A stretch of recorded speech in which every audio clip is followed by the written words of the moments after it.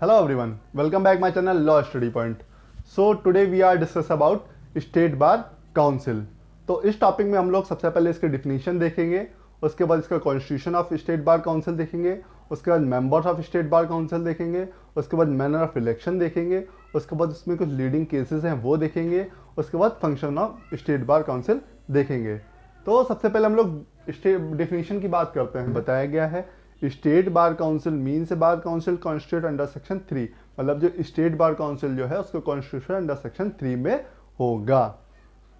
फिर इसमें इसके बाद कॉन्स्टिट्यूशन की बात देखते हैं। इसमें कॉन्स्टिट्यूशन अंडर सेक्शन जो 3 में है वो उसमें क्या बताया गया है। तो there shall be a bar council, सीधे सीधे बताया गया है there shall be a bar council for each of the states of Andhra Pradesh, Bihar, Gujarat, Jammu Kashmir, Uttarakhand, Uttar Pradesh, Karnataka, Chhattisgarh, to be known as a bar council of state, मतलब कि हर एक स्टेट का एक बार काउंसिल होगा। इसके बाद हम लोग इसके मेंबर्स की बात देखते हैं कि इसमें कौन कौन से मेंबर्स होते हैं। तो state bar council of Delhi जो है उसका जो मेन प्लीडर होता है उसको additional solicitor general of India बोलते हैं। वो एक्स ऑफिसो जो वहाँ पे होगा उसको बोलेंगे। अनदर जो भी स्टेट हैं जैसे यूपी हुआ, बिहार हुआ, झारखंड, चंडीगढ़, छत्तीसगढ़, कर्नाटका, तो ये जो स्टेट्स हैं इसके जो भी मेन प्लीडर होंगे उसको एडवोकेट जनरल ऑफ स्टेट बोलेंगे। इसमें एक वाइस चेयरमैन और चेयरमैन भी इलेक्ट किया जाता है, वो वहाँ के काउंसिल के मेंबर्स के द्वारा इलेक्ट किया जाता है। इसके बाद हम लोग देखते हैं मेंबर्स कितने होते हैं, मतलब हर एक काउंसिल में अलग अलग डिफरेंट मेंबर्स होते हैं, तो उसका डिवीजन कैसे होता है। तो इसमें बताया गया है numbers of members are based on electorate, मतलब कि जो उस इलेक्टोरेट रेट रोल है उसकी बार काउंसिल की, उसमें कितने मेंबर्स जो हैं रजिस्टर्ड हैं, मतलब कितने एडवोकेट जो हैं रजिस्टर्ड हैं, उस हिसाब से वहाँ के मेंबर्स होंगे। अगर वहाँ पे एडवोकेट्स की संख्या 0 से 5000 है तो वहाँ पे 15 मेंबर होंगे उसकी बार काउंसिल में। अगर 5000 से 10000 है तो वहाँ पे 20 मेंबर्स होंगे उसके बार काउंसिल में। अगर 10,000 से ज़्यादा है, 10,000 से ज़्यादा 20,000, 30,000, 25,000, 40,000 कितने भी हैं तो उसके लिए 25 मेंबर वहाँ पे इलेक्ट किए जाएंगे। और इसमें एक इम्पॉर्टेंट बात बताई गई है, जो भी मेंबर इलेक्ट होंगे उसके जो आधे मेंबर होंगे, जैसे कि 20 मेंबर हुए तो 20 में से 10 मेंबर जो हैं उनको कम से कम 10 साल का वर्किंग एक्सपीरियंस होना चाहिए। तो हम लोग इसके मैनर ऑफ इलेक्शन की बात करते हैं। तो इसमें बताया गया है कि member elected in according with the system of proportionate representation by means the single transferable vote from among advocates on the electoral roll of the state bar council, मतलब कि जो वहाँ की स्टेट बार काउंसिल है वहाँ की जो electoral roll है उसमें जितने भी मेंबर्स मतलब एडवोकेट जो है रजिस्टर्ड होंगे उनके द्वारा जो है वोटिंग होगी, और वो जो वोटिंग होगी by the method of single transferable vote. Single transferable, यहाँ पे कोई ईवीएम नहीं चलता है ना कोई बैलेट पेपर चलता है, यहाँ पे सिंगल ट्रांसफरेबल वोट के द्वारा जो है इलेक्शन होता है। उसमें क्या होता है, उसमें रैंकिंग के हिसाब से डिवीज़न कर दिया जाता है। जैसे कि अगर वहाँ पे 5 लोग लड़ रहे हैं तो सबसे पहले आप किसको अच्छा देखना चाहेंगे कि प्रेसिडेंट के रूप में अगर है, वाइस चेयरमैन का अगर हो रहा है इलेक्शन, सबसे पहले आप इनको देखना चाहेंगे, ए को देखना चाहेंगे, फिर सेकंड नंबर पे बी को देखना चाहेंगे, थर्ड नंबर पे सी को देखना चाहेंगे। तो सबसे पहले तो उस हिसाब से काउंटिंग इसकी होती है जाके आगे। तो अगर इसके बाद हम लोग बात करते हैं, ये तो मैनर ऑफ इलेक्शन हो गया, तो उसके बाद हम लोग लीडिंग केसेस देखते हैं कुछ। तो इसमें पहला लीडिंग केस हम लोग देखते हैं young lawyer association versus Bihar state bar council and others, AIR 1988 का केस है।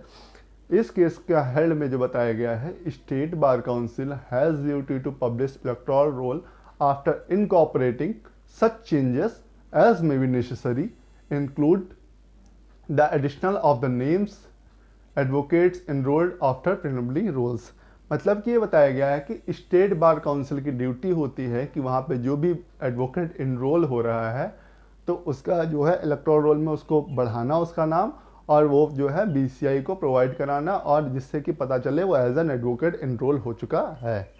ये हो गया। दूसरा केस हम लोग देखते हैं बार council of Delhi versus bar council of India, AIR 1975 का केस है। इस केस में बताया गया था State Bar Council has power to elect its president, to remove remove president by no confidence motion. मतलब कि ये है स्टेट बार काउंसिल के पास फुल पावर है कि अपने प्रेसिडेंट को इलेक्ट कर सकता है और उसको रिमूव कर सकता है, उसको कोई भी अविश्वास प्रस्ताव की कोई भी ज़रूरत नहीं है।